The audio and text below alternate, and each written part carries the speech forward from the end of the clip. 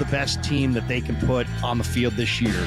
Welcome to 49ers Forecast. You guys are going to hear it. The latest from the locker room, the latest from the podium, the latest scuttle from the players. On your proud home of 49ers football. Touchdown! KNBR, the sports leader. Your faithful fix with your host Larry Krueger begins now. And we're off and running. It's 49er Forecast on a Saturday as we get you ready for the Niners and the Buffalo Bills. It's week 13 in the NFL. The 49ers badly need a victory to save their season, and are they going to get one? That is the question. The Niners are 5-6. They're 2-3 on the road. They'll be in Buffalo tomorrow night, Sunday Night Football, for the 9-2 Buffalo Bills, who are 5-0 at home. And Orchard Park, New York is full of cold and snow. And it sounds like the 49ers are going to walk into conditions that are going to be pretty bad.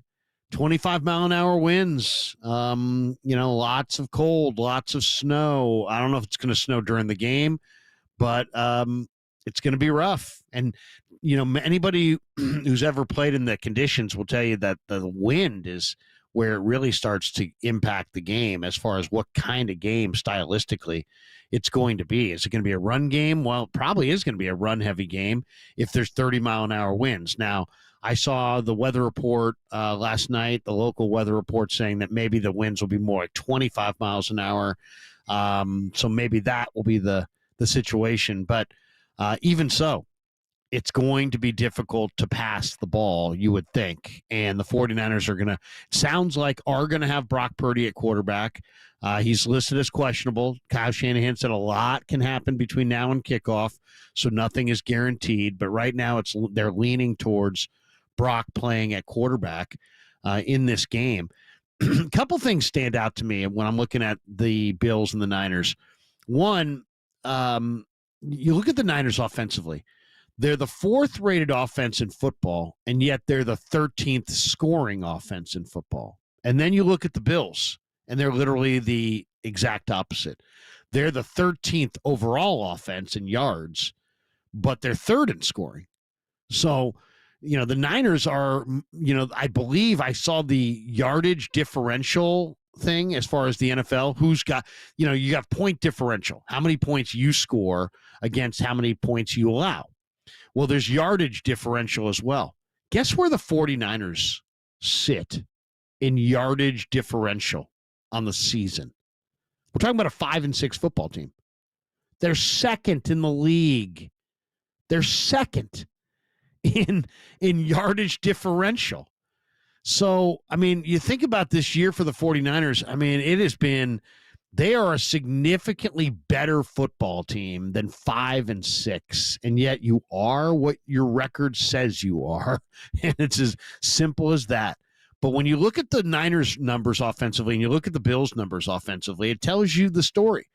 The Niners are 4th in offense, 13th in scoring. The Bills are 13th in offense, 3rd in scoring. What do the Bills do? The Bills get it done in the red zone. What don't the Niners do? They don't get it done in the red zone. Simple as that. Turnover differential also stands out. 49ers are even on the year. Bills are plus 14. They've had 14 more takeaways, and they've had giveaways on the year. So they take the ball away. Josh Allen is playing at a very, very high level. He's probably the MVP of the league. And they're just playing at a really high level, and it looks like it's their year. At the beginning of the year, I thought I had Houston and the Niners going to the Super Bowl.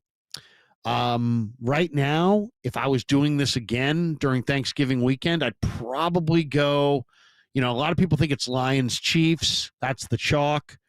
I kind of like what I'm seeing from the Philadelphia Eagles offensive line. They are just totally dominating the last month or so. And they've got Mekhi Becton at right guard now. He's just a house. So, that Eagle offensive line with Saquon Barkley and the way they're playing defense up front and with the young guys on the back end, Quinyon Mitchell and Cooper DeJean, they look good. I like Philly right now. If I was betting it, I'd probably, It's either Detroit or Philly in my mind. It could be Green Bay, but I would say Detroit or Philly. And I kind of feel good about Philly. In the AFC, I mean, how do you go against Kansas City? And they won again yesterday against the Raiders. I kind of liked Houston at the beginning of the year. I still think Houston could fire late in the year if they get healthy. Baltimore obviously looks good, but to me, it's Buffalo right now. And, as much as I want to say the 49ers are, have a chance to win this game on Sunday, I just don't see it. I mean, first of all, the weather is, they're getting a Bills team fresh off a bye. The Niners were just in Green Bay, had to fly home, now fly back to Buffalo. They're limping. There'll be no Trent Williams. There'll be no Nick Bosa. Brock Purdy's not 100%. There'll be no Demo Lenore. And I just think that's just going to be too much. Now, there is a way to win this game. We'll talk about that in a second. But to me, it's just you look at the stars of the Bills. Josh Allen is playing amazing football, and he can scramble.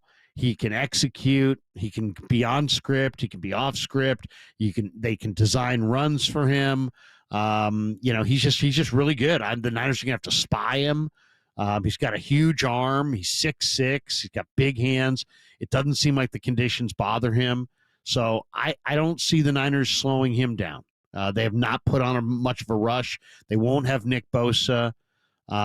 It's hard for Floyd to put together good back-to-back games. He had 2 sacks last week, so I think it's going to be hard for him to replicate that again this week. Then they have James Cook, and Cook's a dual threat at the running back position. And right now, you can complete any pass you want against Warner and Green and Campbell on that second level. I mean, they're not. I think they've given up. They were 9 for 9. I think Geno was 9 for 9 in the intermediate against the Niner linebackers. They're giving very little resistance in the pass game. Campbell is lost all lateral agility. He doesn't cover anything. So I mean, James Cook is going to be wide open, and he's explosive out of the backfield. And can the Niners wrap and tackle? The Niners missed like 20 tackles last week. So this guy's a threat as a runner. He's a threat as a receiver. They utilize him a lot in the screen game, and the Niners struggle against the screen game. Then there's Khalil Shakir, and Shakir is really an interesting player. Played at Boise State, kind of came into the league slowly, didn't make a lot of impact right away.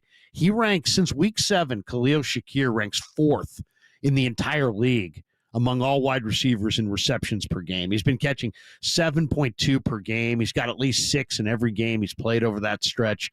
Now the Niners, on the other side, their defense allows the 4th most yards per reception to the slot, and they won't have Demo. So Demo's their slot corner, and he's great, and he's out with a knee injury. So Shakir's going off. If you have him in fantasy, play him. Khalil Shakir's going to have a big day. He's going to have a big day. And then Von Miller, they're babying Von Miller because they want him for December and January. And here he is. He's healthy. He's played a very limited role. He's got 4 sacks on the year. But Von Miller, if you watch the film, is still Von Miller. He looks amazing. And then Gregory Rousseau on the other side, 6'6", 265. There'll be no Trent Williams. He's their sack leader with 5.5. The Niners are going to have Jalen Moore at left tackle, Colton McKivitz at right tackle against Von Miller and Rousseau, and those guys are gonna feast. So that's going to be a lot of pressure on Brock Purdy in this game, and he's going to have to somehow stand up and deliver in the cold. I don't give the Niners a big chance of winning this game. Hopefully they can keep it close. The one stat that says maybe is if you look at the numbers, the one thing that does stand out is that the Buffalo Bills give up 4.9 rushing yards per attempt. That's 3rd worst in the league. Baltimore gashed them early in the year for a huge 34 carries for 271, and Baltimore destroyed them 35-10. That was early in the year.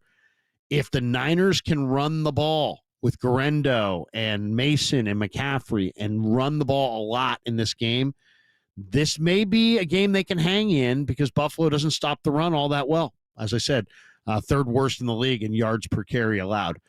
Let's take a timeout. Coming up next, Jay Skursky's going to stop by from the Buffalo News. We're going to break down the Bills and the Niners from his perspective and get his thoughts on how the Bills are looking as we get you ready for this matchup. The Niners and the Bills in snowy Buffalo. We'll be warm.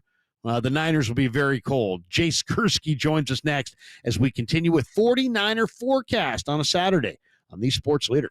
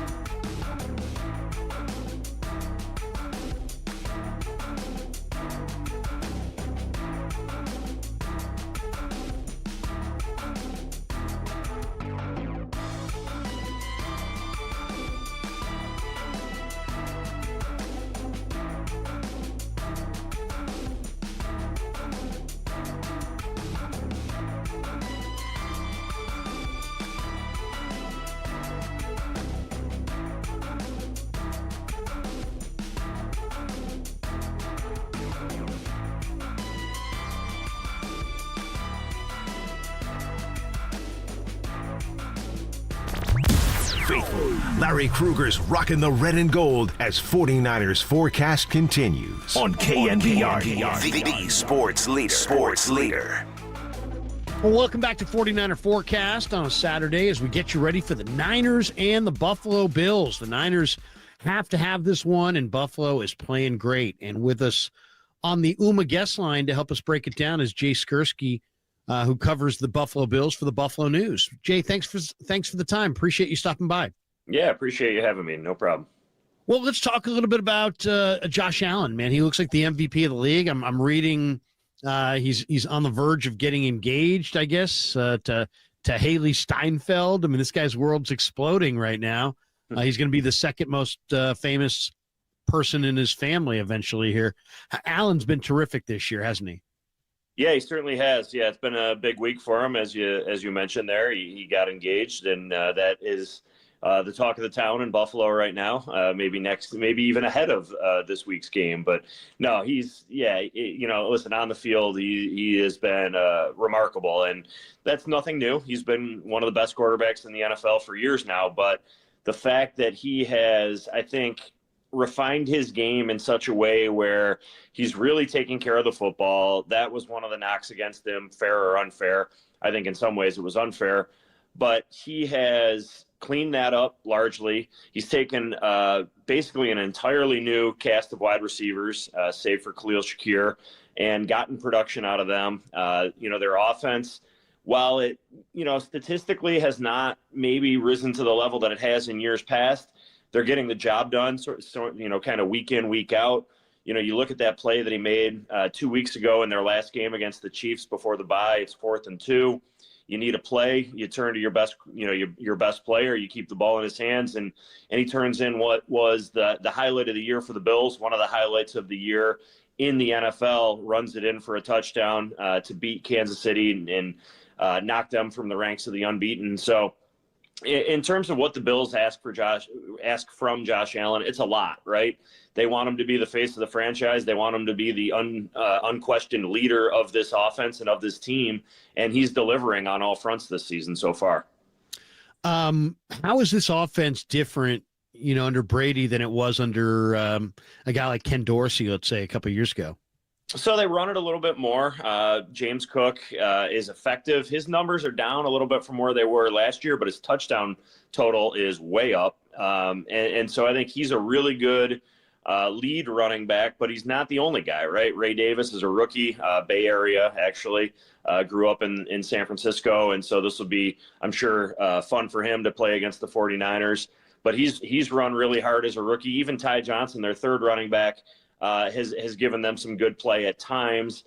And Allen as a runner is just so darn effective. And so they're balanced. And I think that's important because they've been, as I mentioned at the start, they're working in a lot of new wide receivers, and they've been dealing with a lot of injuries at wide receiver. And so the fact that they can beat you multiple ways on offense is sort of new for them. They can really they don't have to overly rely on Josh Allen. They can win games almost solely with their rushing attack now, and that in turn I think makes life easier for Josh Allen.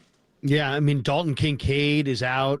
Any word on Keon Coleman or Spencer Brown? I know those guys were dinged up this week. Are they going to go? Spencer Brown is back. He'll be in there. Keon Coleman is he's questionable, and I think it's very questionable. He was in a red non-contact jersey all week at practice. So we'll see. What was a good sign that he was catching some passes from Allen. But I don't, I think with where the Bills are right now in the standings, with the AFC East all but assured that they're going to win, I wouldn't be surprised if they wanted to take it, slow or take it safe with Keon Coleman. You mentioned that Kincaid will be out. That certainly does impact the offense a little bit, but they're getting healthier. I think the bye came at a good time for them. Since week 7, Khalil Shakir ranks 4th among wide receivers in receptions per game, 7.2. He's had at least 6 in every game he's played over that stretch. Now here come the Niners on the defensive side. They're allowing the 4th most yards per reception to the slot receiver.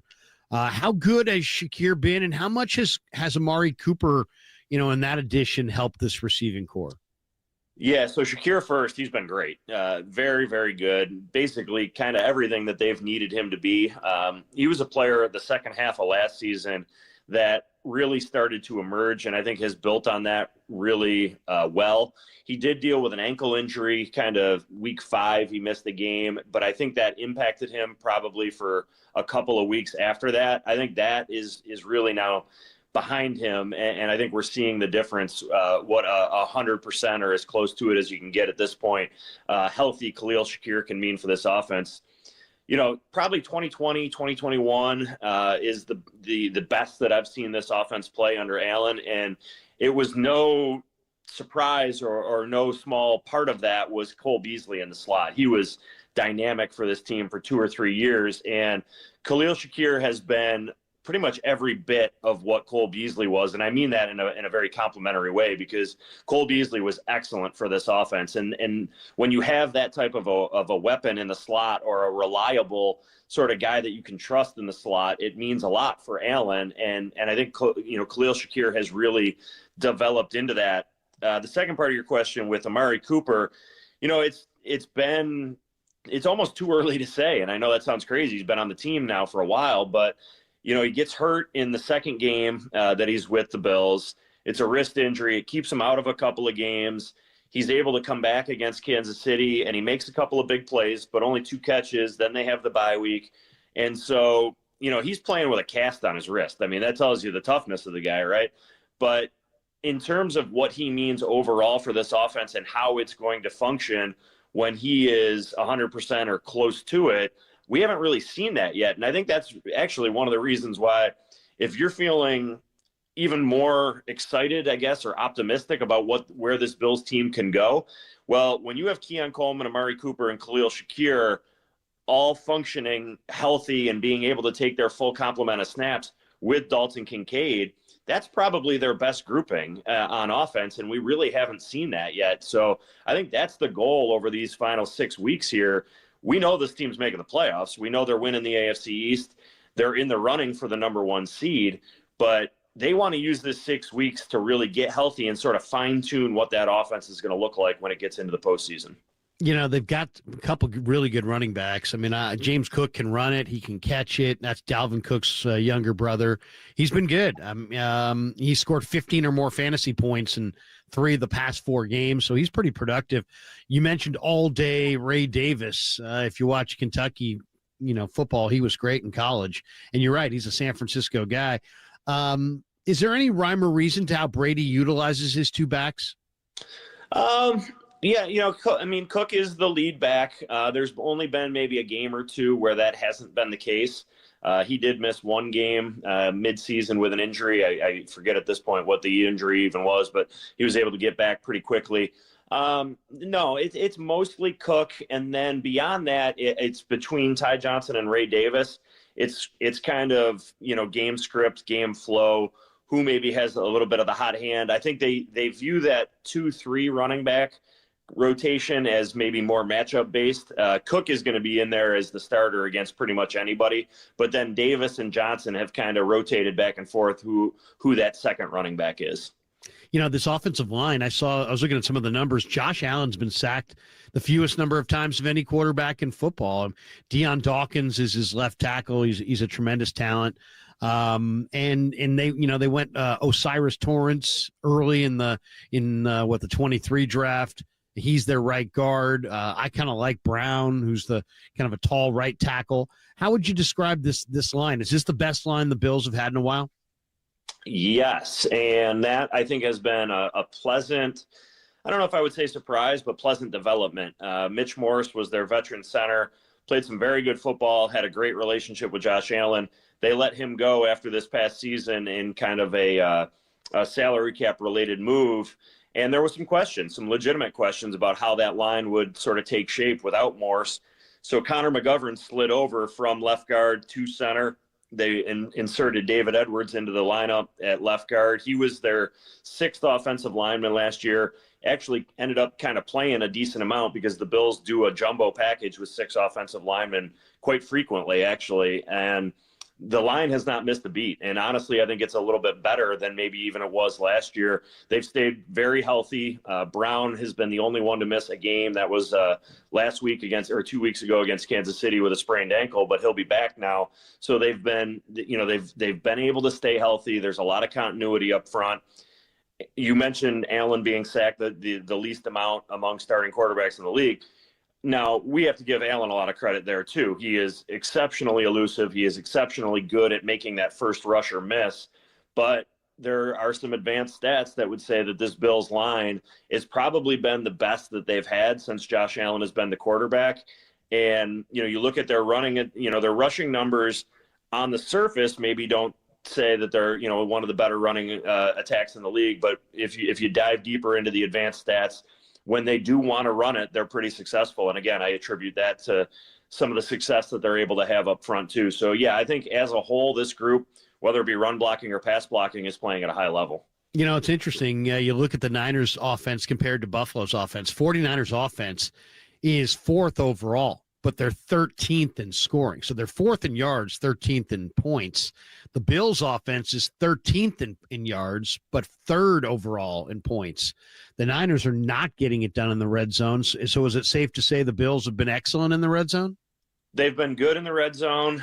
They're getting better on third downs. Traditionally, I should say that they have been an amazing third down team, led the league or finished top 2, top 3 in, I want to say 3 of the past 4 years or so.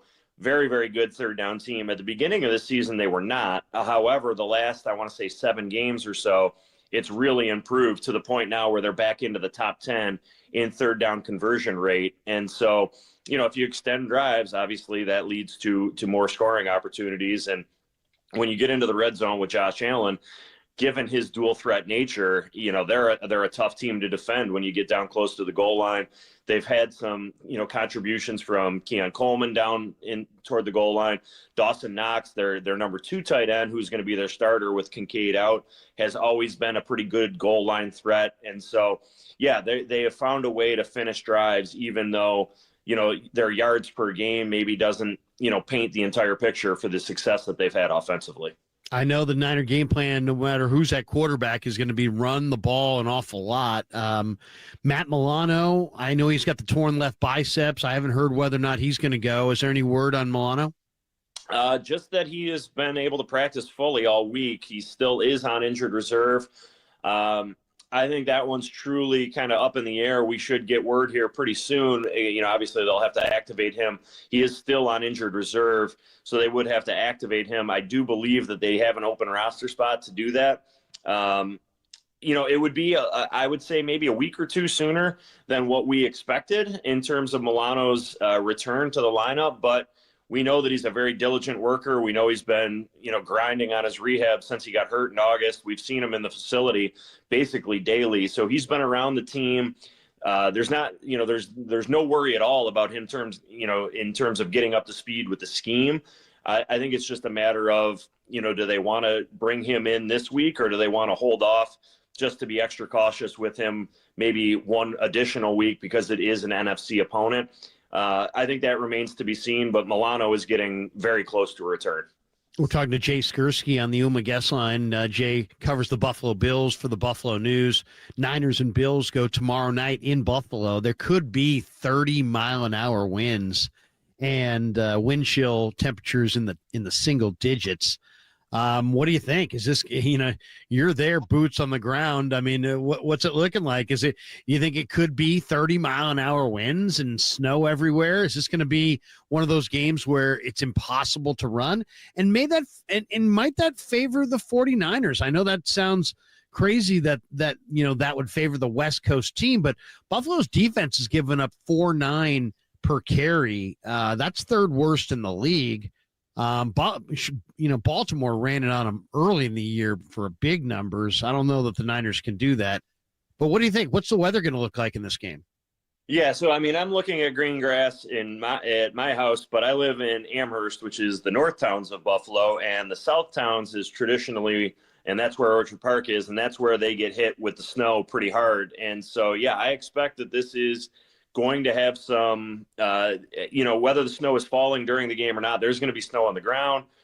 There is going to be a wind factor. It seems seemingly always a wind factor in Highmark Stadium. It's a very windy stadium. Kind of where the playing field sits is actually below ground level, and the wind just kind of comes in there. And even on days where you feel like the wind wouldn't be much of a factor, it seemingly always is. So yeah, I think that the potential is very high for the weather to impact this game.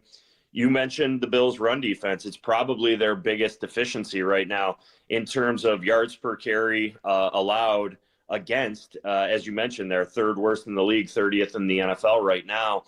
It's absolutely a concern. I mean, you look at the running backs that they have coming up on the schedule, starting obviously with Christian McCaffrey. If I'm an opposing offensive coordinator, I'm saying, all right, I want to control the flow of the game by running the football. It keeps Josh Allen off the field, which is great.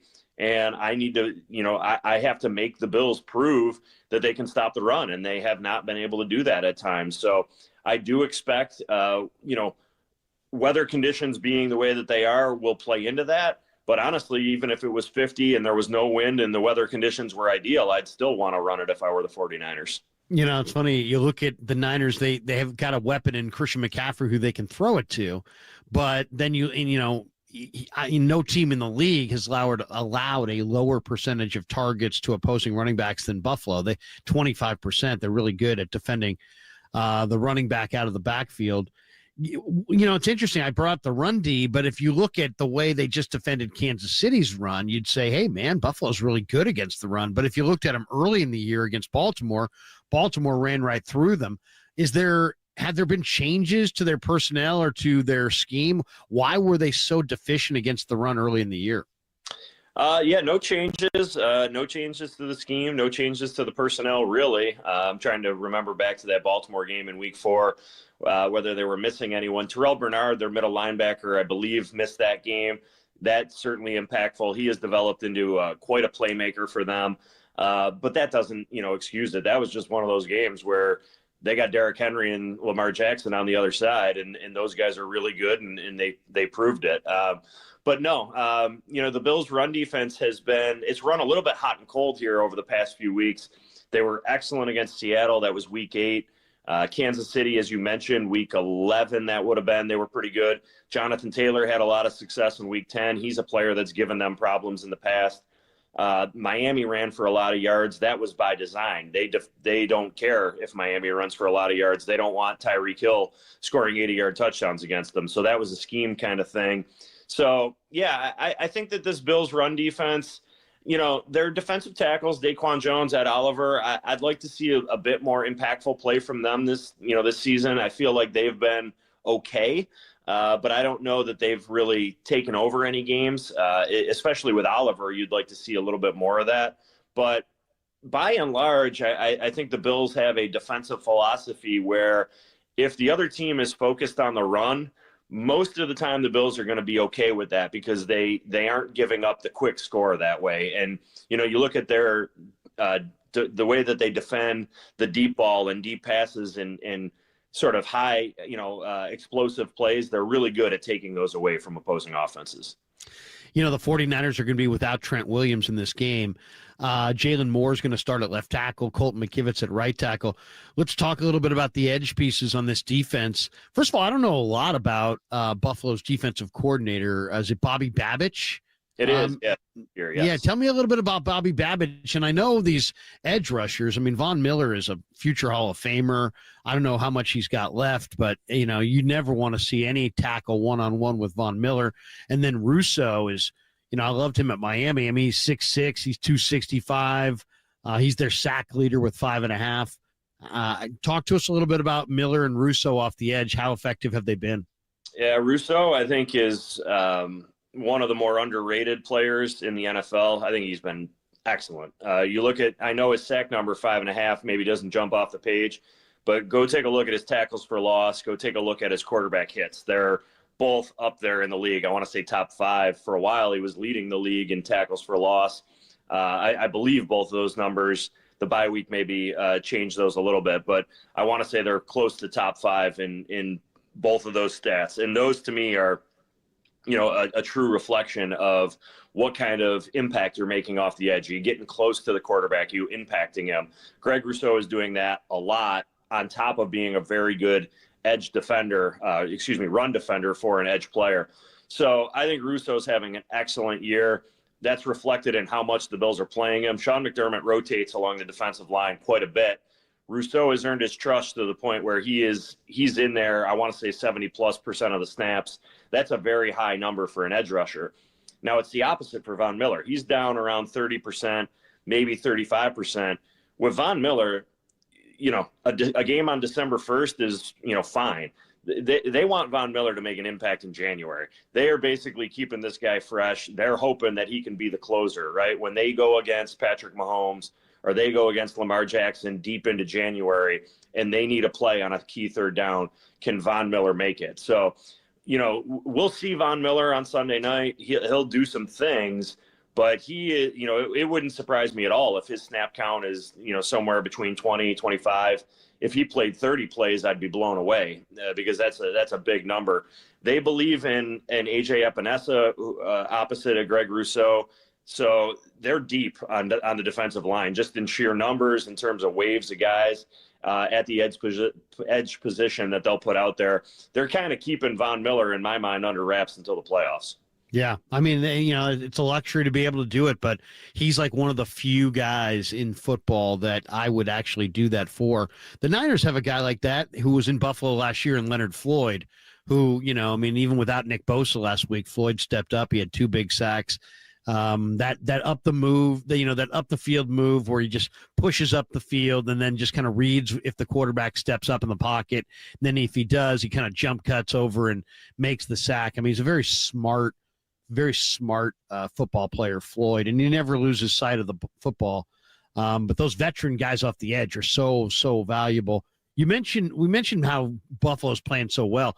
I mean, they've won 6 straight. I mean, they've played really well. They've scored 30 or more in 5 straight. And they've done it. They've scored 30 or more 8 times this year, which is best in the league. I wanted to ask you a little bit about Allen, though, because he didn't throw an interception in the first 7 games of the year, but he's got 5 picks in the last 4 games. I'm looking at his record. He's 43-27 overall when he commits a turnover. Has there been any why has Allen had a flurry of turnovers in your opinion? Well, so he's thrown 5, you said. I can count at least 2 of those as being not on him at all, bounced really? off. Yeah, at least 2, bounced right off a guy's hands. One, there was a miscommunication with Cooper. One, hit Keon Coleman, should have been a touchdown against Miami.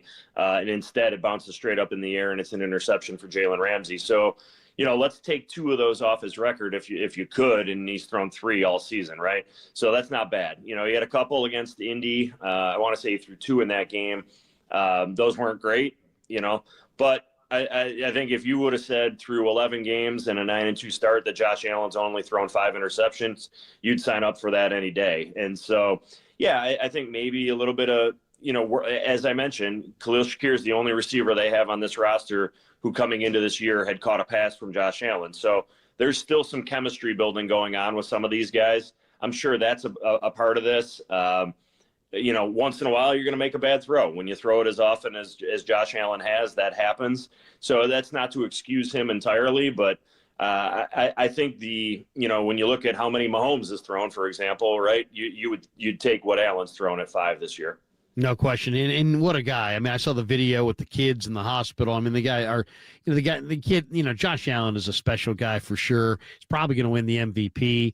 And even if he turns it over, the Niner defense has forced only 1 turnover in the past 3 games. They're not really putting a lot of pressure on opposing quarterbacks. How big of a win would it be for Josh to beat? I know he's a Fireball, California guy, so he was a Niner fan growing up. How big is it for him to beat the 49ers, do you think? I don't know that he puts a ton into that. I mean, he'd like it.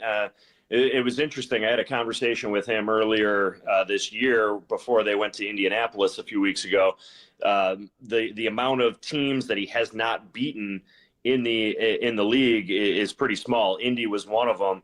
The only team he hasn't beaten in the regular season now is Philadelphia, and that game sticks with him because they had a chance last year. They went to overtime and lost to the Eagles. But He has beaten the 49ers once. I'm sure, growing up in that part of the country, that it does add a little bit of significance. He actually hasn't started a game in San Francisco because the game that he beat them was played in Arizona, if you remember that, during the COVID year. And that was maybe one of the best games I've ever seen Allen play. That was a remarkable performance. Kind of a weird situation with the game being moved to Arizona's home stadium, but that is the win that he owns over the 49ers in the regular season. Before we let you go, tell us a little bit about the guys who run this team. I mean, Brandon Beane is a young general manager. Sean McDermott is a fantastic defensive coach.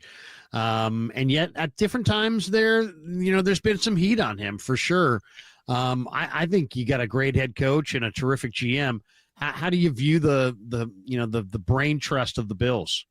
Well, I think that McDermott has done potentially his best coaching job, and he's had a lot of success here. I mean, his winning percentage is better than Marv Levy's. And so, Marv Levy took this team to 4 straight Super Bowls in the early 90s. And McDermott is easily the best coach they've had since then. You're right in the sense that he has had some high-profile moments in the postseason that have not gone his way. Against Kansas City, they, the famous 13 seconds loss.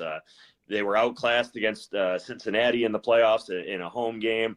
So the question for McDermott is not, can you win in the regular season? He has answered that in a resounding way. The question is, can you get this team over the hump in the playoffs when it matters most? Can you deliver that long-awaited first Super Bowl? We don't know the answer to that. We won't know that until January at the soonest. But in terms of the job he's done this year with the turnover that they've had, a lot of it brought on by the salary cap situation they were in. They said goodbye to a lot of veterans, and they haven't missed a beat. They have been way better than I thought they were going to be. I'll be honest. And I think they've been better than I think most people thought they were going to be. I think a lot of people had this as a 10 or an 11 win team.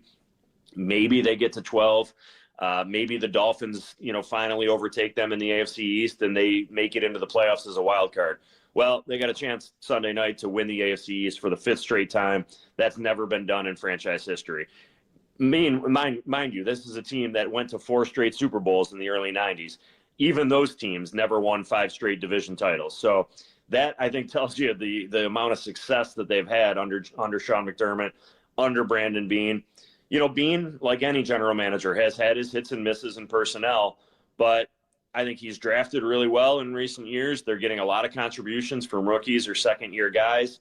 His free agent acquisitions, given the fact that they don't have a lot of money generally to spend in free agency, I think he's done okay in that regard. I wouldn't say it's been a particular strength necessarily, but it's been fine. But the biggest thing that Brandon Beane did was he hit on Josh Allen, right? And, now he's sort of tasked with building a team around Allen. And to both of their credits, they've gotten a team that I think a lot of people consider this to be a transition year. Well, it's not a transition year anymore. It is, you look at the AFC standings and it's hey, we got a chance to get to the Super Bowl type of a year for the Bills, and the GM and the head coach obviously deserve a lot of that credit. I'll tell you one guy that I thought was a great under the radar move was when Buffalo picked up Brandon Codrington, I think from the Jets. And what a return guy he is. He ranks 4th in the NFL. He's got 243 punt return yards, and watch for him to go off in this game because the 49ers are ranked 32nd in the NFL. For those of you who are counting, that's last. They give up 16.4 yards per punt return. They've already given up a kickoff return for a touchdown, and Codrington's the real deal. That was a great get. I mean, a player that was ready to be an impact guy on special teams, and they grabbed him, I think, from the Jets. And that was, that was a sharp move by Beane for sure. Yeah, that was a need. Clearly, they went through the preseason. They weren't satisfied with what they had at returner. And, yeah, it was one of those classic late-round pick swap moves so that the Bills could get him before he hit the waiver wire, because they were worried with where they were on the waiver wire list, priority list, that they weren't going to be able to get him. And you're right, he's solidified that job. He's taken it over. He's made some mistakes, as a rookie will. but he's also shown an ability to make some really big plays. And yeah, it's looked like he's been pretty close to breaking one. And yeah, with, this game coming up and the potential for weather and, the factor that might be in this game, if he were able to steal a touchdown in that regard on special teams, that could go a long way for the Bills. Jay, if Niner fans, football fans out here on the West Coast want to follow you on social media, where's the best place to catch you? Yeah, sure. Just probably on X is the best, and it's my name, @JaySkursky. That's JaySkurski. Appreciate you stopping by on 49er Forecast. Yeah, thank you for having me. Enjoy it. Jay Skursky stopping by. Niners and Bills go tomorrow night on The Sports Leader.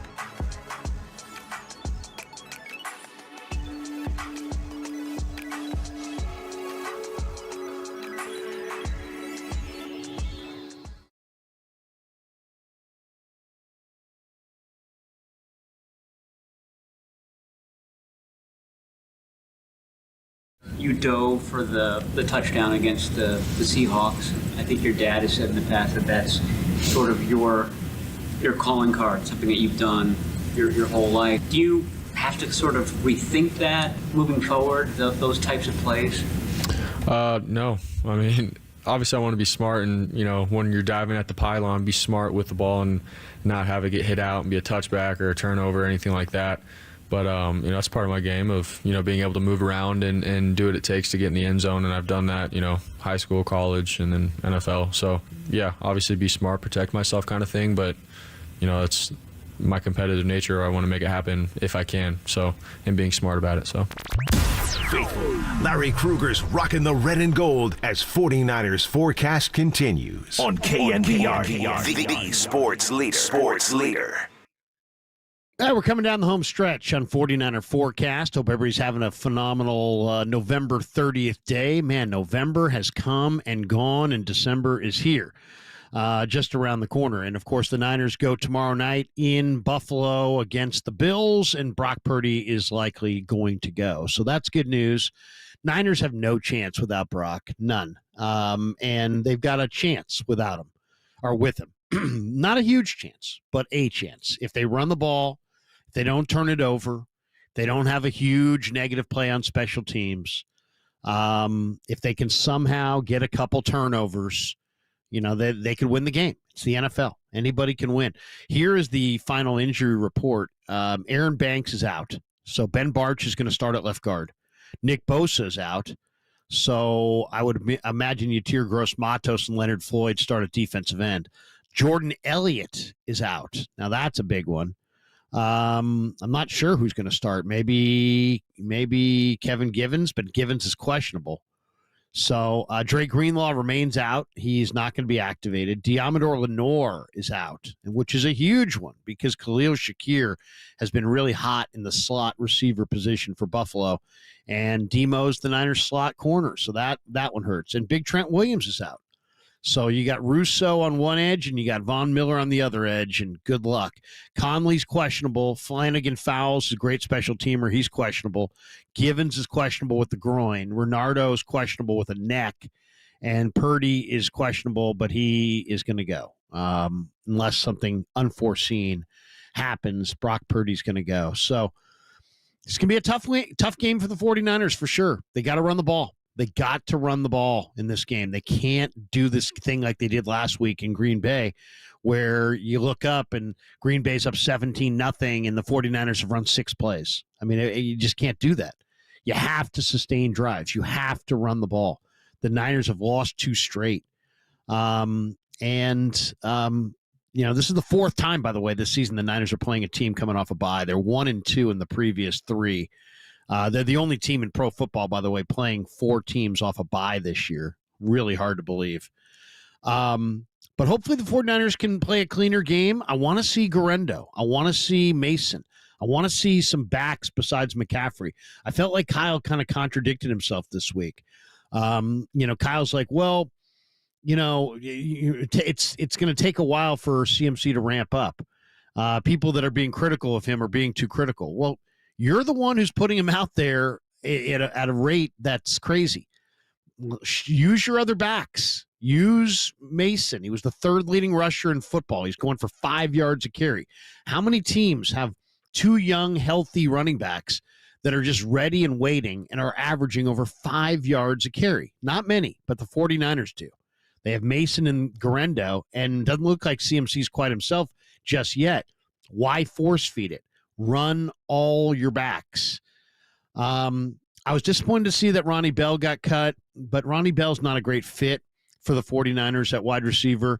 They need more of a vertical threat. They need more of a speedster, and he just doesn't complement what they have.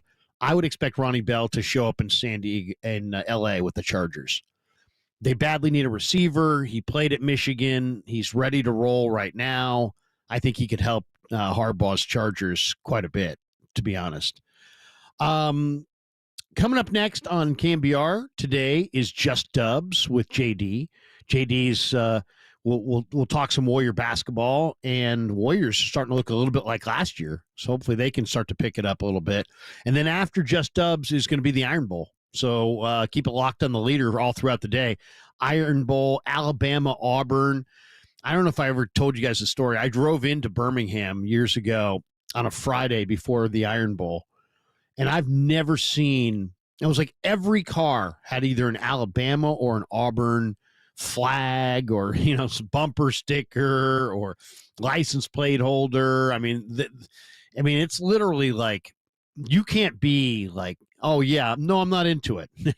What? You're not into it? You don't belong here. I mean, it's like you're either Auburn or you're Alabama. It doesn't even matter if you went to school there. It's like they're really, really into that. So the Iron Bowl coming up later, right after Just Dubs, right here on the Sports Leader. Thanks to Raph, who produced today. Thanks to Jay Skursky from the Buffalo News for being our guest.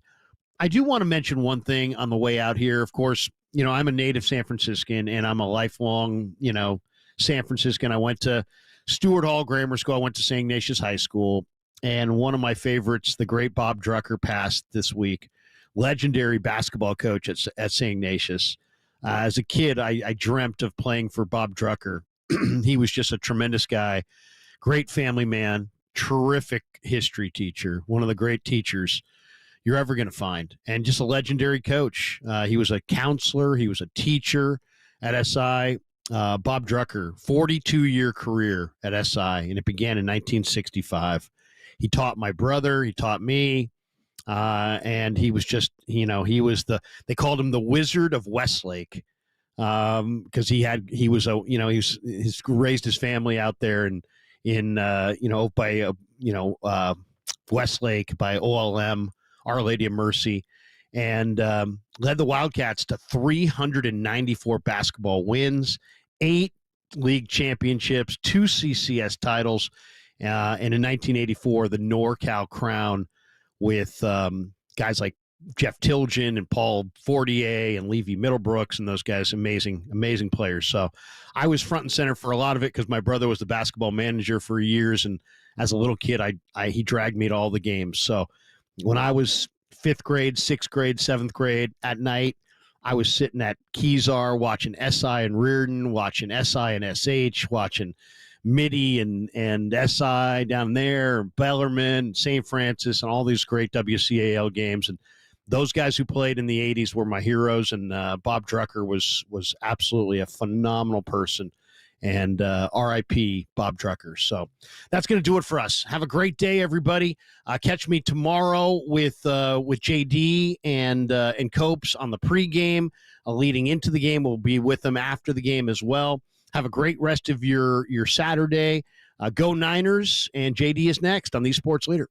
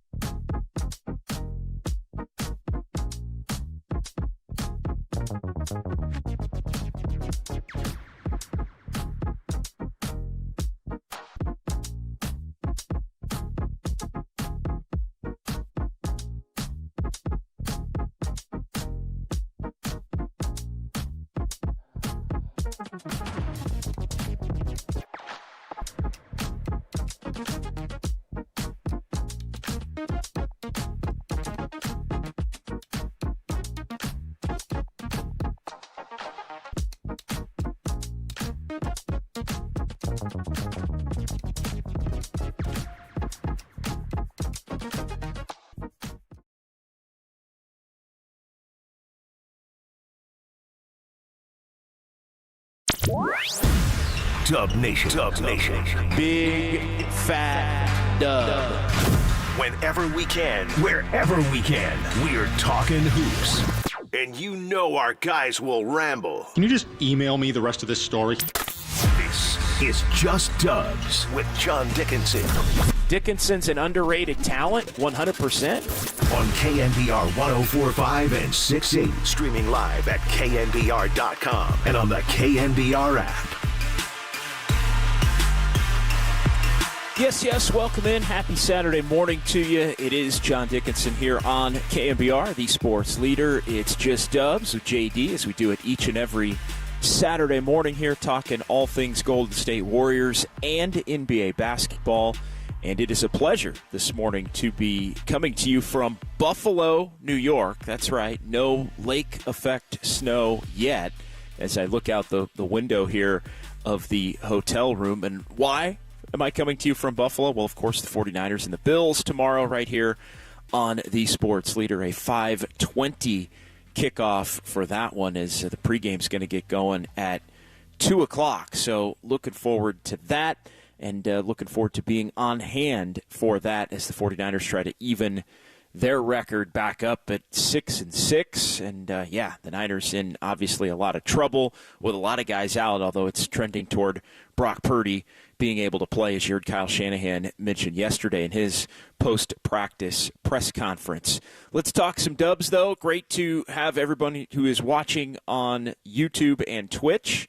The phone lines are open, as always. 808-KNBR, 415-808-5627. Again, the number to give me a call here or shoot me a text for the next hour as we talk Golden State Warriors basketball. It's been a tough week for the Golden State Warriors as we dive right into it here. The Warriors, since we last spoke on this show, have dropped 3 consecutive games, and the 3 games have all had their own story, and I think they all, in the grand scheme of an 82-game season, are explainable, but also each of the 3 losses does tell, I think, a little bit of a big picture story as we start to learn more about just who exactly this 2024-25 version of the Golden State Warriors truly is. And so the Warriors able to have a couple of days off here after Wednesday night, the Thanksgiving holiday. They were back on the practice floor yesterday before heading to Phoenix in a real odd schedule where the Warriors get the 2 days off and then they play in Phoenix tonight. And, of course, should let everybody know, we'll have Dubs OT for you. Tonight, the 1-year anniversary of the first Dubs OT show, November 30th of last year, 2023, that very first Dubs OT show after the Warriors had beaten the L.A. Clippers. And I don't think the Warriors have beaten the Clippers since, but they did on that night. And, 1 year in the books officially of not only Dubs OT, but Just Dubs. Just Dubs came along a little bit later on, and so really looking forward to tonight and another good test for the Warriors. The schedule not getting any easier, but mentioned a couple of days off, then to Phoenix, and then the Warriors don't play again until Tuesday in what will be their final Emirates Cup group play game, and really a game that, even though the Warriors have already locked up the group in the Western Conference, their group, and will advance to the quarterfinals, one step away from going to Vegas if they can win in their matchup coming up here in, December 10th and 11th. So still about 10, 11 days away when the Warriors will find their fate as far as will they be a team that's going to be playing in Vegas in the semifinals. But kind of an odd schedule quirk in that the Warriors remain essentially pretty close to home, although Denver isn't necessarily close to anywhere. But they have a couple of days for the Thanksgiving holiday, get a practice, go down, take on the Suns, then going to stay over for the weekend in Phoenix, get a couple of practices in, go to Denver on Monday, practice there, and then take on the Nuggets on Tuesday before things really start to come rapid fire. So anytime a team that I think still is as dependent on their veterans as the Warriors are can get a couple of little breathers in the schedule where it's 2 days as opposed to one before you play a game, and then it's 2 days as opposed to one before you play another game, even though you know it's going to get right back to the way it had been in the lead up to Thanksgiving with the every other day layout and the back-to-back. And I think we've seen, as we kind of get into just some of the details for the last week, we've seen how that has taken a toll, that every other day, 4-game in 6-night toll. I think it was a big part of the story as to the Warriors blowing the first of two near 20-point leads. The 17-point lead a week ago tonight in San Antonio, and then the game that really is the crusher of the early, first almost quarter, I guess now, but the first 18 games, I think that the worst loss that the Warriors have had to date was the game on Monday against Brooklyn at Chase Center, where they had an 18-point lead in that one, couldn't finish it. And now all of a sudden, for the first time this season, this Warriors team is staring right in the face of a losing streak, and a losing streak with some question marks as it relates to Steph Curry and his availability, as he missed the game on Wednesday night due to some soreness basically in both knees. Should let everybody know Steph Curry questionable for the game tonight in Phoenix, officially questionable. Although things have been trending toward Wednesday as the Warriors looking to be able to get him back on the court. It seemed as if Steph was really pushing through those last couple of games of that road trip to New Orleans and San Antonio. It was a 2-game trip all told, but that last couple of games of that stretch that featured the 6 games in 8 and 4 games in 6 days and the like, and that Steph was really kind of wearing down, came home, got the game against Brooklyn, was able to play. Warriors, I think, when they didn't get that one, and Steph having this bilateral knee pain, basically pain in both of the knees and the patella area of both of the knees, that they made the decision that with the layout of the schedule, they give him Wednesday off the night before Thanksgiving, and it basically gives him Tuesday, Wednesday, Thursday, Friday. One night off in terms of gameplay gives him 4 nights off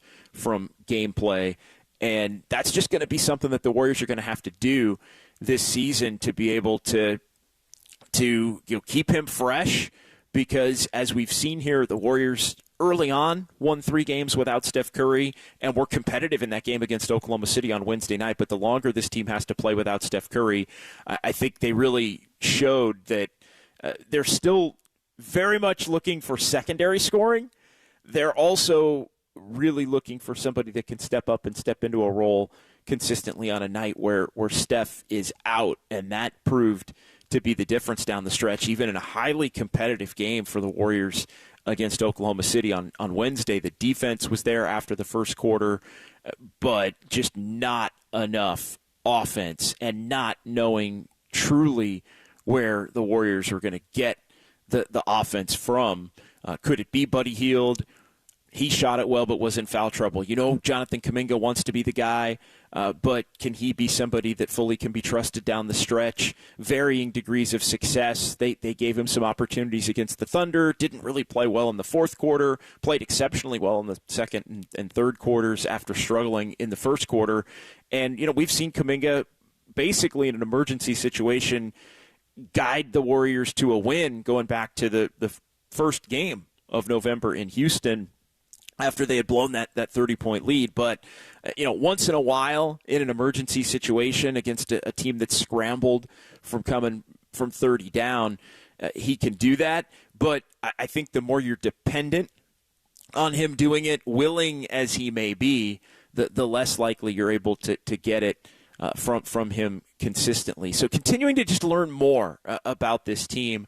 But I think in terms of the big overarching takeaways, it's still, despite the 3-1 record without Steph, they need to do everything they can. And I think there are going to be some nights like Wednesday where all of a sudden Steph pops up on the injury report in the lead up to a game like that, just to kind of let everybody know that hey, he's getting up there a little bit in terms of age, and he may have to take a night off. I mean, Wednesday is not a night in recent memory that I can believe Steph Curry would have sat out, especially a home game on nationally televised against one of the teams that the Warriors hope they're going to be competing against in the big picture in the Western Conference, as far as the Oklahoma City Thunder and the Thunder losing Jalen Williams in that game. They lost Chet Holmgren the first matchup, so the Warriors able to get that first one on the road, unable to make it stand up without Steph Curry the other night. And suddenly, we're sitting here a week ago, and the Warriors are 12-3, and we're starting to wonder, hey, is this team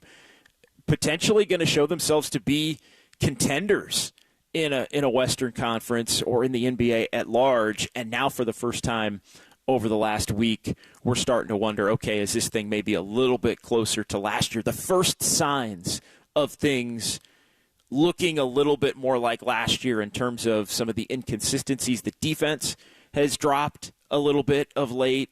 The offense in terms of stagnation at the end of games, maybe when they're tired and Steph either isn't there or Steph is taken away, is something that I think we all knew could have the potential to be a problem for the Warriors this season, and it's started to come to fruition a little bit more and more here over the last week. So 808 KNBR, 415-808-5627. How has the last three games changed how you view this Warriors team? I mean, I was just a tick below at 12-3, starting to say, hey, if they could really push this thing, and the comparisons were coming to the team 3 years ago that started 18-2. All of a sudden they were 5-1, and they were 11-1, and then they were 18-2.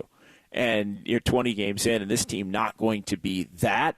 And we'll see here now with the 3 games dropped in a row. And again, I just think the Brooklyn game, we'll talk more about it, was the one that really hurt the Warriors in a big way, because that's the game that you need to get at home to stabilize. And it's the difference between 13-5 is an awesome record. 12-6 is still, if you look at it over a full year, I mean, that's a 54-win pace. But if you get the Brooklyn game, you can kind of let the San Antonio game go, and then I don't care how competitive you are, and the Warriors did really over the final 3 quarters fight and scratch and claw and battle. It was inspiring.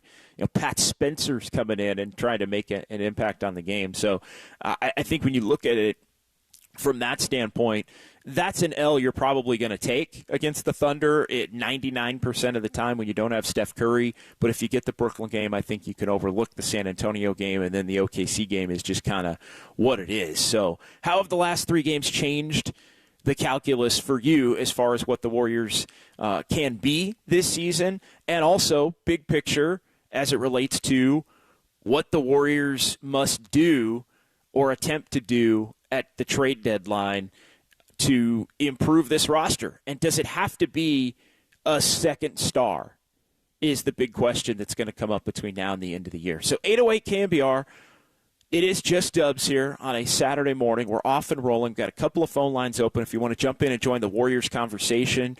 The Golden State Lumber and Building Materials text line is open. We can get to some text messages, and appreciate everybody watching on YouTube and Twitch here as we get this thing going for just Dubs on a Saturday right here on KNBR 104.5 and 680, the sports leader.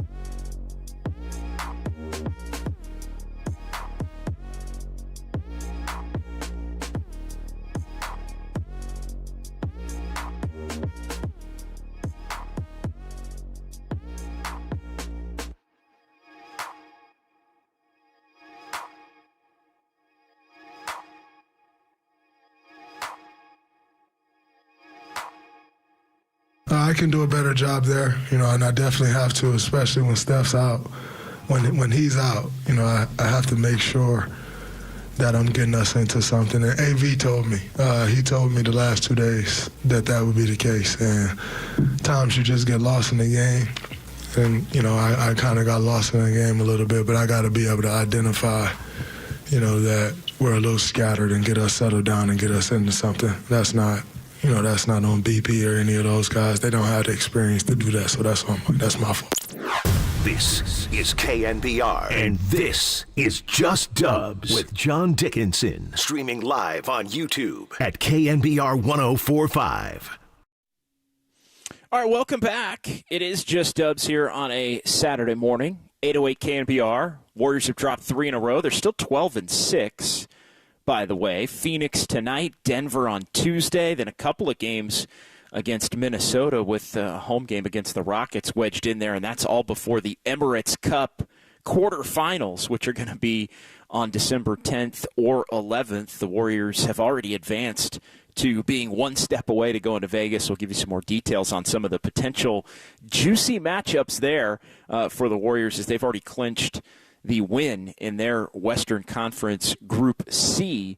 We'll give everybody the latest on that coming up here between now and 12 o'clock. 808 KNBR. Yeah, Warriors have gotten a little bit stagnant down the stretch in really all 3 of these games. The San Antonio and OKC games in particular.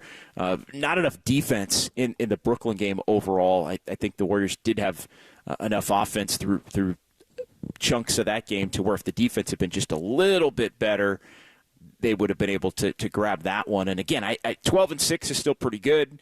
13-5, though, I think you'd really feel like they still had a lot of that momentum that they had built up here over the first 15 games of the season. Let's get to the phones here. Jim in Las Vegas is first up here on Just Dubs on the Sports Leader. Hey, Jim. Hey, how are you doing? Doing well, man. How are you? Happy Thanksgiving weekend to you. Yeah, hope it's been a good one. Yeah, happy holidays. Yeah, it's been good. I'm actually in the Bay Area right now, driving on the way back to Vegas. But I listened to your show. I grew up in the Bay, so big Warriors fan. Used to have season tickets back at when we played at the Coliseum with Run TMC, in those days. But anyway, I'm calling in the preseason, and you get the great start there. It's disappointing we Melton, but this is still a great team, and so I think it's if they just tweak some minor things, swing the ball, get the guys open shots, cutting, getting back to Warrior team basketball like we did in 2015, right? It's strength in numbers. I think they're going to be fine. And I'm holding the ticket 20-1 to win the West Conference. I put that in there. After they're 6-0, it reminded me of the Phoenix when they went during COVID. And they went down to Orlando and they went 7-0 in the thing, but yet they missed the playoffs. So I think that 6-0 run, they got their confidence going. And then there's always going to be regression. Hield started off hot. And he's cooled off a little bit, but he'll get hot again. It streaks. You play sports, it goes up and down, And so when you play sports, I played a little bit of ball myself, and these things go in cycles, Whether it's baseball slumping, it's, shooter slumps happen. They work through it, practice through it, make the adjustments, things get better. Are you still at a point, Jim, where you would ride it out with this team as they are, or do you think this team needs to make a move? Do you think they need to look to make a move, trade a little of the depth, try to get a clear-cut number 2, or are you still comfortable with all the depth even without Melton? I hate messing with some chemistry. Now, I'm not in the locker room, so I don't know, if there's anything, going on. Obviously, if everybody is buying in, then that's fine. Stay with it. But here's one thing. Melton's out for the year, right? So if you put a draft pick with Melton still has some value to some other team next season. If you can do it's like a sign and trade and then add a draft pick in there and get like a mid-level player, so you have another body that you could trust and bring in. So I'm not against. I've heard rumors DiVincenzo. I don't know, if that's, if he's on the trade market or will be on the trade market, depending on some of these teams. But he already fits the system. So, bringing in a guy that's already familiar. No, he would be terrific. And I know the Warriors didn't want to allow him to get away, and then he went and to the Knicks and had an even better year in terms of shooting, had a career year in terms of his 3-point shot last year. And the one thing about Dante DiVincenzo, and I'm not sure Minnesota's looking to give him up necessarily, but the one thing for sure, he did not want to be traded to Minnesota. He liked what was going on with the Knicks and a lot of the guys he played with in college at Villanova, and he's been unhappy. And I think that's been an unintended consequence of the Towns trade with Julius Randle coming back and DiVincenzo coming back. And look, it hasn't exactly worked out great to this point for Minnesota as they sit at 9-10. And, the Knicks are hanging in there. The Knicks have kind of figured things out after a little bit of a clunky start. They're 11-8 overall. But yeah, I don't know if you could get Dante DiVincenzo back, but if you could get Dante DiVincenzo back, that would be a hell of an ad, Jim. That one I would sign off on, I think, as far as bringing him into the fold. As far as the chemistry, I mean, everything that I've been told, Jim, the chemistry is as good as it's been in 3 years. Basically, this is the best chemistry locker room that they've had since the year that they won the championship. Obviously, the Draymond punch of Jordan Poole messed up the last year. I know it's been well chronicled. Klay Thompson wasn't really happy the last year and really the last 2 years as his role was set to maybe diminish, and he wasn't happy about that. So, Jim, thank you for the call. Drive safe on the roadways here on this holiday weekend, and don't make it your last, my friend. I know. All right. Take care. All right. Appreciate it, Jim, checking in. Yeah, the chemistry's good. DeAnthony Melton as a trade chip that's a big one because he does have the $12.8 million. Now, he is an asset to a team for next year, but he is also a free agent next year. And I think Melton was already playing his way into getting a really, really good contract from somebody, basically on the 1 year prove-it deal with the Warriors, and the 1 year prove it deal with the Warriors where he's showcasing his skill set next to Stephen Curry and next to Draymond Green and next to a team that had gotten off to an incredibly hot start to begin the season. So I think DeAnthony Melton with that ACL injury, that is just a really, really, and we talked about it a lot last week, just unfortunate circumstance for Melton and the Warriors. But it does beg the question now, because he is out for the season and he is only on a 1 year deal, would you package his $12.8 million salary slot with another player and or a pick and use that to bring back a player that can be a rotation player?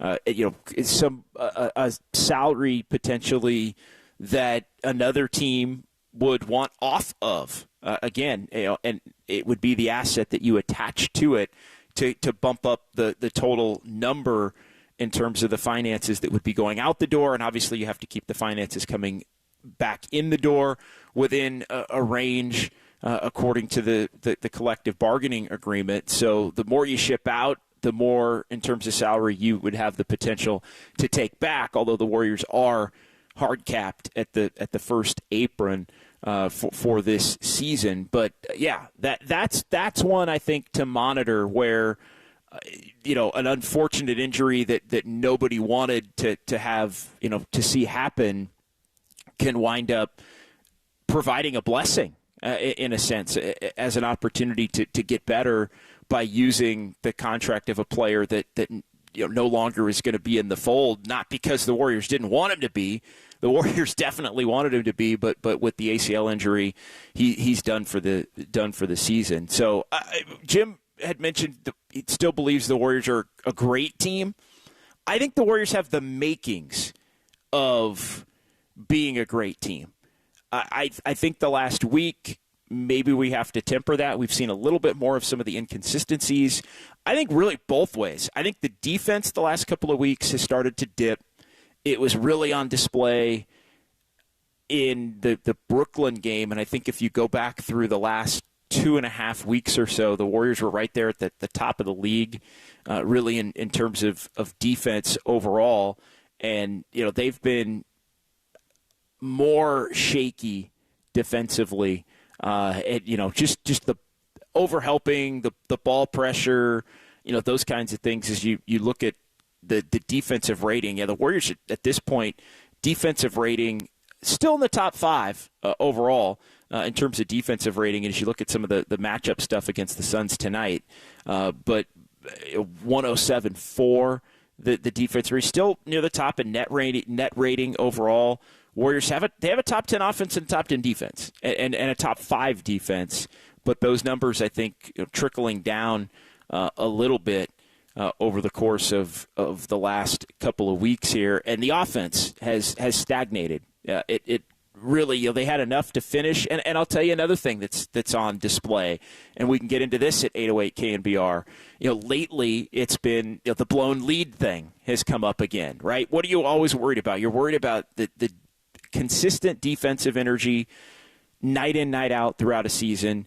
You're concerned about offensive stagnation in critical moments, even when Steph Curry's on the floor. We definitely saw it with Steph Curry off the floor on Wednesday against Oklahoma City. And then the other thing that you're also going to be concerned about is that secondary scoring, the secondary scoring, and just what things look like in some of these close and clutch games as it relates to the Warriors' ability to build. So I think still have the makings of a great team, but yeah, Buddy Hield has cooled off of late. Less of a consistent impact. I think they did miss Jonathan Kuminga in the 2 games that he didn't play against San Antonio and Brooklyn. Really think another 10 to 12 points from him in either, if not both of those games, and the Warriors might win both of those games. But I think the blown leads are another. That was the third thing that has been an issue the last couple of years. And so while the Warriors may not be concerned at 12-6, it's 12-6 with a gauntlet ahead. The schedule is not getting any easier for the Warriors than it's been here over the last week and a half to 2 weeks. Phoenix on the road, and the Suns are 8-2 with Durant, Booker, and Bradley Beal all playing. And Bradley Beal's questionable for that one. Steph questionable. Andrew Wiggins questionable for the Warriors as it leads up to that one. And then you look at Denver, who's been up and down. You had Michael Malone this week just eviscerate his team publicly after a blowout loss. And just absolutely crushed his team after they got beat. And so, yeah, you look at, and I'm trying to remember which game that was. It was the Knicks went into Denver. That's right. It was the Knicks went into Denver and put 145 on the Nuggets, and he was calling everybody out. But they have, as they often do, when Michael Malone hits them hard, they've bounced back. They went and won at Utah. You look at where they are in the schedule. They are a team that the Warriors have struggled with, have not beaten since the last couple of years, period, in the regular season. So that's going to be no easy task as it relates to the remainder of this upcoming schedule. And then they've got the Rockets and a couple of games against the Timberwolves. And then you may end up playing Phoenix or San Antonio or the Rockets or Dallas again in this Emirates Cup thing. I got some details on that here coming up. All right, let's take another call before we pause here. 808 KNBR. It's our buddy Danny in Vancouver here on the Sports Leader. Hey, Danny. Yeah, these next two are pretty big. No question. Thanks, JD, for taking my call. Love the show, my only complaint is I wish it was longer, but terrific show as always.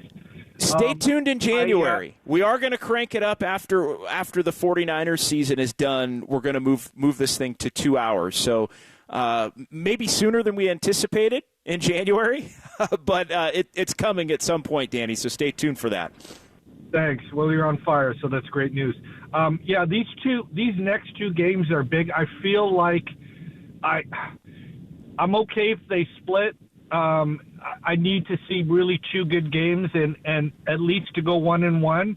JD, I think it sort of puts us back in business. If we lose these next 2, I'm going to be worrying. I'm going to be like you said recently, red lights flashing. Then we've got some real issues. So I think if a split would be good. I'd love to get 2, obviously. And some of the guys need to step up. I know Pods has been going through some stuff, but I think he just needs to let it fly. I think he's still too hesitant. I don't really care, JD, if he goes 0 for 9, if they're 9 good shots. I really don't care. I just want to see him being more aggressive and taking more shots. Thanks again. Look forward to your reviews. Thank you. Yeah, thanks, Danny. Really appreciate it. No, it is a Brandon Pajemski, and Draymond had said it. He's got to just let it fly. They want him to let it fly. And they want him to be confident in his abilities to score, but also not believe that he has to score, not believe that he has to be somebody that's the number 2. I think for the time being in the regular season, the Warriors are cool with it being a number 2 by committee. Some nights it's Buddy Hield. It was Buddy Hield, 5 of the first 6 games of the year.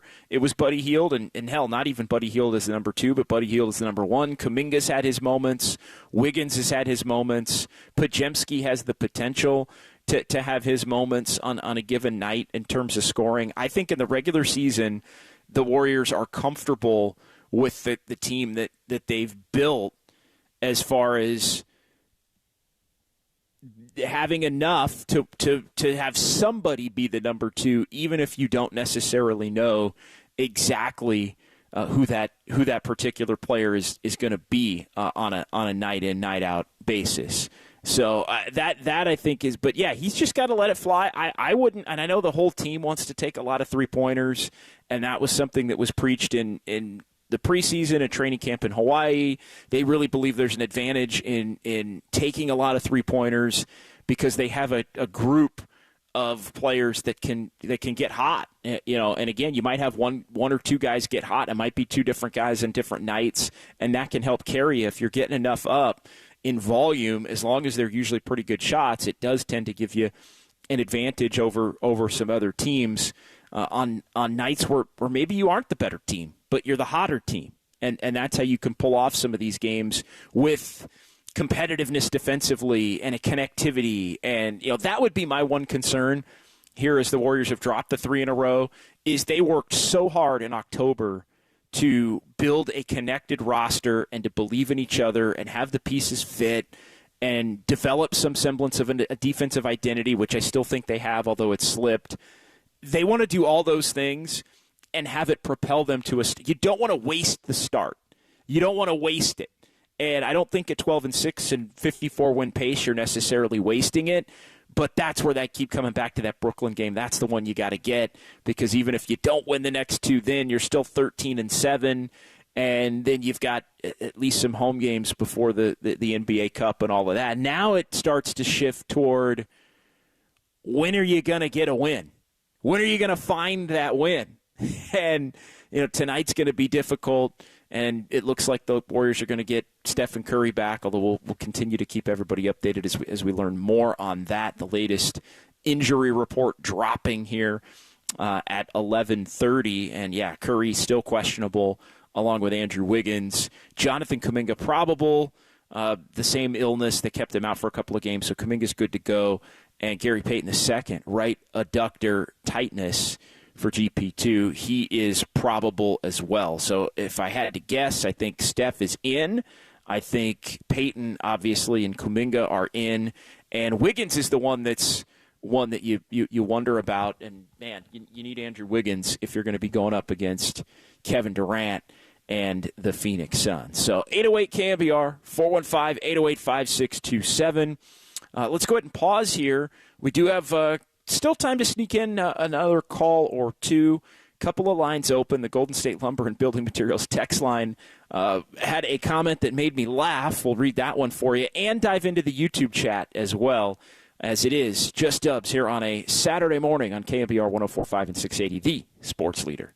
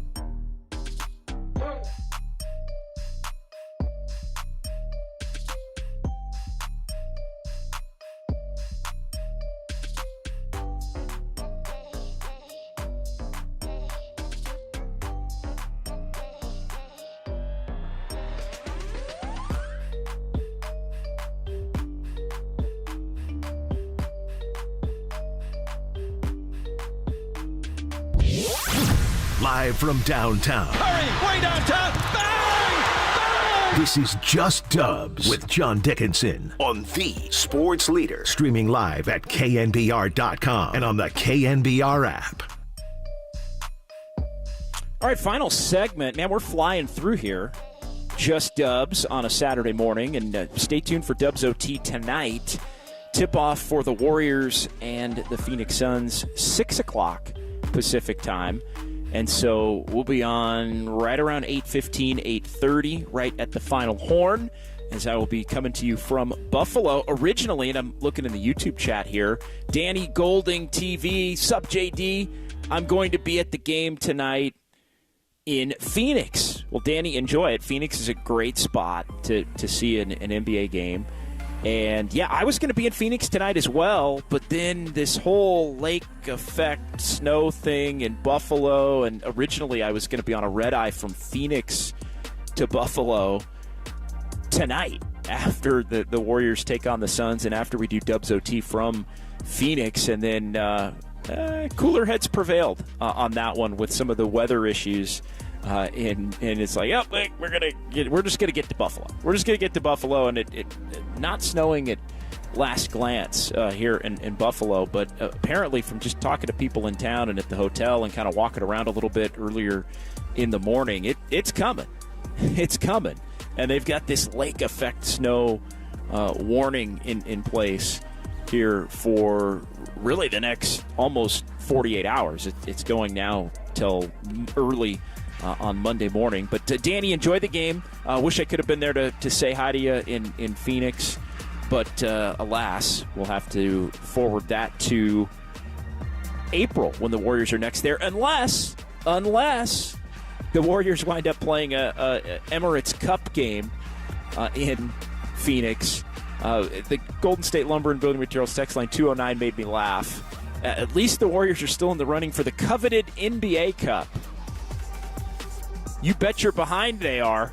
Warriors winning their group. And they won their group a week ago. Getting it done on last Friday. They clinched their group with the win against the Pelicans. And the Warriors still play Denver. That's the fourth game of their West Group C schedule. That's on Tuesday, the next game after tonight for the Dubs. They have won Group C, so they're going to play December 10th or 11th. Right now, just looking at the Western Conference, I did spend Raf, and we got Raf Corral in our San Francisco studios. Raf, I mean, I told myself I wasn't going to do it, and then I did it for the first time this week. I actually broke out the Emirates Cup standings because I was curious who are the Warriors going to play if they end up advancing, which they now have in the game that if they win, they would wind up going to Vegas, and it's actually kind of juicy right now. So there's 4 teams in each conference that qualify. There's 3 group winners in each conference, and there's 1 wild card in each conference. So the best second place team among the 3 groups, and it's all done by record, head-to-head is the first tiebreaker, and then point differential is the next tiebreaker. So it's pretty simple to figure out who holds what spot. Right now, the Rockets, believe it or not, the Rockets are the number 1 seed in the Western Conference in the Emirates Cup. They have won their group, and they are 3-0 with a differential of 49. The Warriors are the second 3-0 in the West right now in group play. They're a plus 12 in terms of differential, so they're the 2 seed right now. The current leader in the third group, Group B, is San Antonio. San Antonio now 2-1, and they have a head-to-head victory over Oklahoma City, and they have one more game to go against Phoenix as well. And so that will determine basically who gets the tiebreaker between those 2 teams, because they're 2-1. Right now, though, it would be San Antonio would be the 3, and then the wild card is the Dallas Mavericks. So you could have a scenario where, so right now it would be the Mavs at the Rockets and the Spurs at the Warriors. to play in Vegas. So we could get Warriors-Mavs in Vegas. We could be a game from Warriors-Mavs in Vegas in the Emirates Cup semifinal. That's not nothing. That's kind of interesting, right, Raph? Yeah, dude. I mean, we get Clay versus Dubs again, part 2. I mean, that's something I think the fans want to see, and I'm sure Clay wants a good payback after that first game against the Dubs early in the season. So subject to change on We'll all see. of that. And the Warriors still the Warriors still have to play Denver, so they could be 3-1 at that point, and then somebody's going to be 3-1 between San Antonio and Phoenix because they play each other to win that group. Oklahoma City is probably going to be 3-1 because they play Utah still, so that it's probably going to wind up being a three-way tie at that point. But the Spurs would have the three-way tiebreaker because they would have beaten both Oklahoma City and Phoenix in that scenario. And if the Suns beat the Spurs, then you would have the Thunder and Suns likely tied, and the Thunder at that point would win the group because the Thunder beat the Suns head-to-head. So you look at it, and all 3 of those teams have a shot still, and all 3 of those teams, if the Warriors lose against Denver, have a shot to jump them in terms of the seeding process and on point differential. So it is potential that the Warriors could be going to one of those places as well for their quarterfinal game that they would have to win to get to Vegas. So kind of funky. I digress on it, but it did make me chuckle when we had a texter from the 209 mention the fact that the Warriors are still alive. It's very much alive for the Emirates Cup, despite losing 3 in a row now to dip to 12-6. Not time to panic. We had a couple of callers there. Jim been on the road from Vegas. A little bit of a note on that. So the Warriors, even with the 3-game losing streak, sitting at 12-6. Do you recall what their record was a year ago today after 18 games? They had played 18 games. Their 19th game was today on November the 30th against the Clippers. So some symmetry in that, but the Warriors were 8-10. So even losing 3 in a row, the Warriors are 4 games better than they were a year ago at this point in time when they were 8-10. They did win that game against the Clippers to get to 9-10 on that night. And you go back 2 years ago, and the Warriors were 8-10 as well. They had just lost to the Pelicans in blowout fashion, and they were 8-10 on their way to being 9-10 the night before Thanksgiving in their 19th game. So lost 3 in a row. You start to look around the NBA standings, and the Warriors are 3rd still in the West. They're right there with Memphis and Houston, and Oklahoma City's reclaimed with a 4-game winning streak, the top spot. But still 4 games better than they were at this stage last year when the Warriors just really could not separate at all. So, yeah, these next 2, huge. But, again, the barometer for what this Warriors team can be, I think, is going to be set. Forget about the next 2. It's really, I think, the next 6 or 7, because the Warriors are going to have Phoenix, Denver, Houston's at Chase Center next week, then Minnesota twice. You're going to play one of these teams that we just mentioned in the Cup. If you win that game, you're playing one of those other teams. If you lose, you're also playing one of those other teams that loses as your makeup game, assuming you don't go to Vegas at that point if you lose the quarterfinal. So the next 2 weeks for the Dubs are a freaking gauntlet. Can they survive it? I think they're going to need to be healthy, and they're going to need to get back to playing the way that they were the first couple of weeks of the season, where they were beating everybody you would project to be beneath them, and then picking off random wins against good teams like Dallas and Oklahoma City and Boston. All right, that's going to do it for me. Appreciate everybody watching here on YouTube and Twitch on this Saturday morning. We'll talk to you next week, but we're also going to talk to you tonight for Dubs OT with JD right here on KNBR after the Warriors take on the Suns, 8:15, 8:30. Look for me then. We'll have the full YouTube chat going as always, taking your calls, taking your texts, reacting to the Warriors and the Suns from down in the valley. We may even have a Greg Silver appearance. on the 1-year anniversary of the beginning of Dubs OT here on KNBR. For Raph, I'm JD. We'll talk to you tonight right here on KNBR 104.5 and 680, the sports leader. JD on a Saturday just feels right.